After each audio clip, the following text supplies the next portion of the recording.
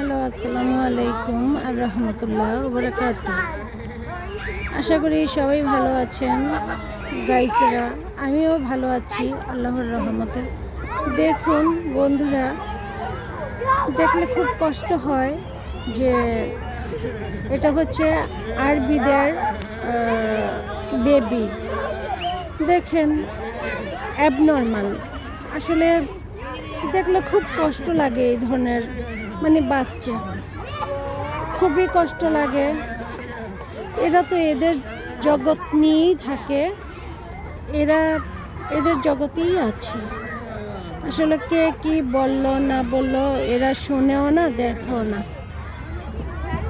এরা এদের মতোই থাকে, এদের মতো থাকতে পছন্দ করে। সামনে যে কথা বললো এরা শোনে না। অ্যাকচুয়ালি দেখে আমার চোখ দিয়ে পানি এসে পড়েছে।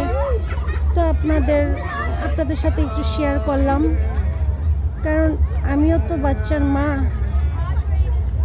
আর যার বেবি এরকম, তার যেন কীরকম লাগছে বলুন, তার যেন কেমন লাগে। হ্যাঁ, তার বেবিটা এরকম অ্যাবনর্মাল, খুবই কষ্টদায়ক।